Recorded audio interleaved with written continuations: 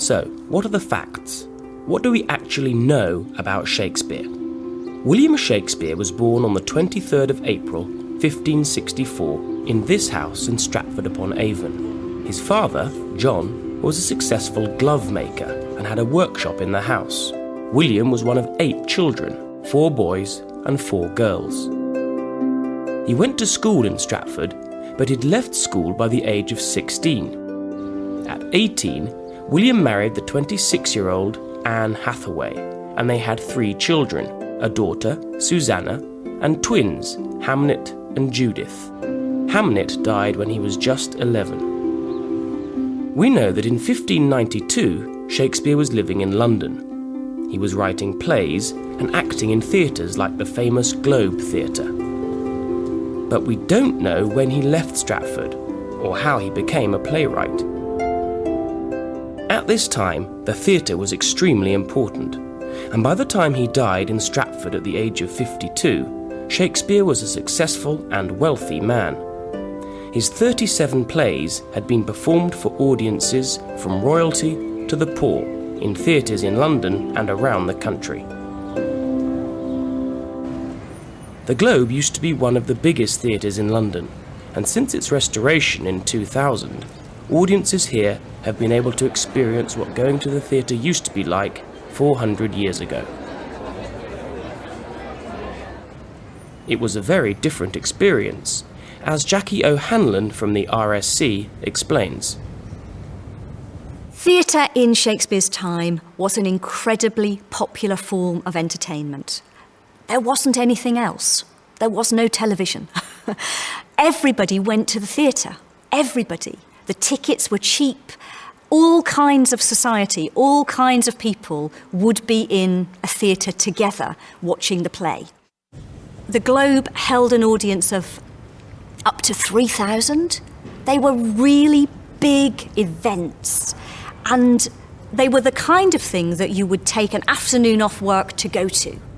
In Shakespeare's time, the audience misbehaved. It shouted out, it threw things at the actors. Another difference is that women did not perform on stage when Shakespeare was writing plays. The other crucial difference about theatre in Shakespeare's time was that it happened during the day.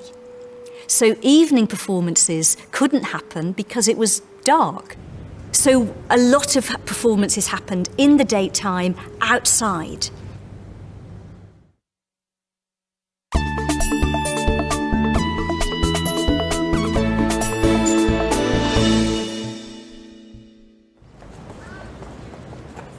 In 2011, the Royal Shakespeare Theatre in Stratford was transformed to provide the best possible venue for bringing Shakespeare to a wider audience. In this new Royal Shakespeare Theatre, everything is brought much closer together. So the furthest seat from the stage is 15 metres away. In the old theatre, it was 24 metres. So a really big difference. We wanted to create a sense that the audience and the actors are in the same room, that we're sharing this story together. The Royal Shakespeare Company also works hard outside of the theatre to bring the work of Shakespeare to modern audiences in new and unusual ways. Last year, we launched a Twitter play called Such Sweet Sorrow, based around Romeo and Juliet. 5 actors played 5 key characters from the play and tweeted, used in 140 characters over a 5-week period, their journey through the play Romeo and Juliet, but in modern language. It created this enormous new audience for Shakespeare, and that's what we're trying to do all of the time, is surprise audiences by who Shakespeare is and what he was writing about. But the genius of Shakespeare is his use of the English language and the stories that he tells. Shakespeare uses about 20,000 words throughout his 37 plays. That's not a huge number today, but when he was writing, it was. And it's possibly not what the words are, but it's how creatively he uses those words that is his genius. It's the way he places words next to each other that creates their beauty and their very unique meaning to us. However, while most people have had to study Shakespeare at school, they rarely continue to read his work as adults. So what do we learn from his stories, and why are they so popular?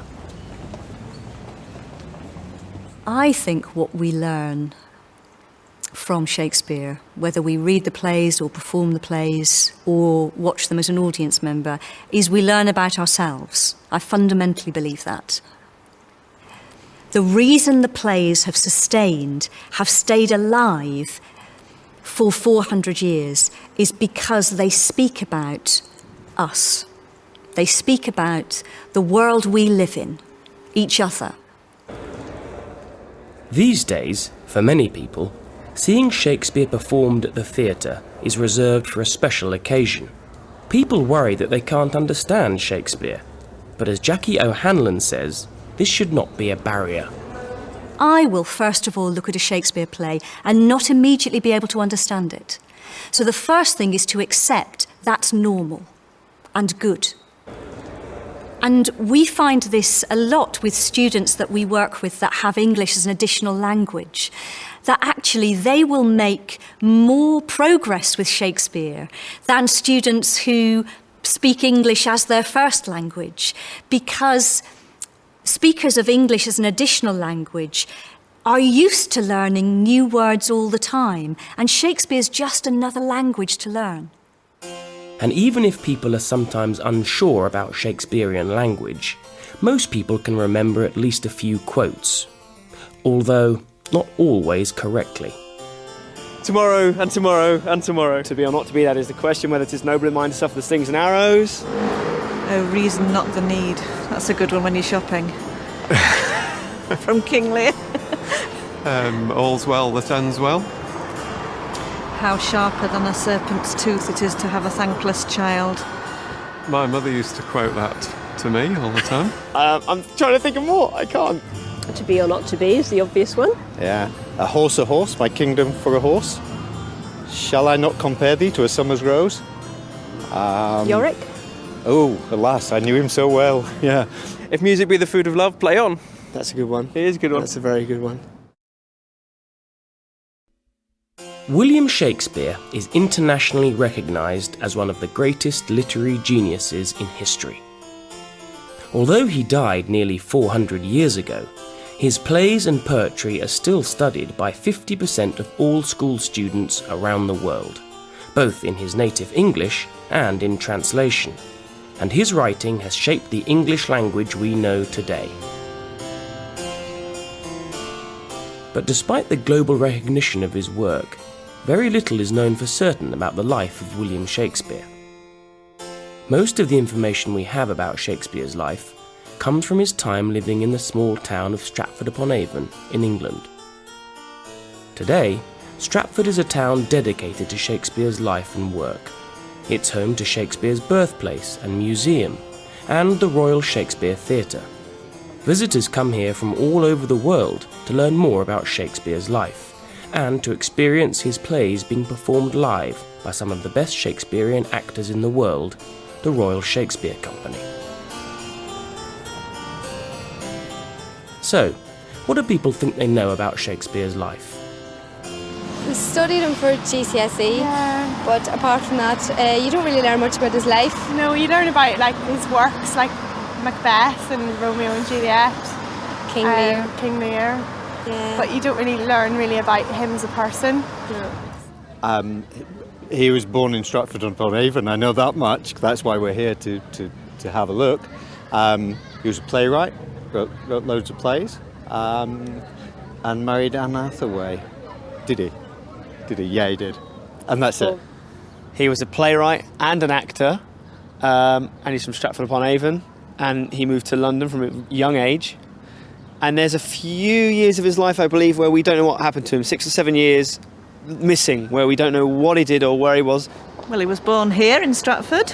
And he lived in London for quite a long time, where he wrote plays and ran the company for the Globe Theatre. He had twins. Can't remember who was he married to. Anne Hathaway. Oh yeah, He was married to Anne Hathaway. We went to her cottage last year.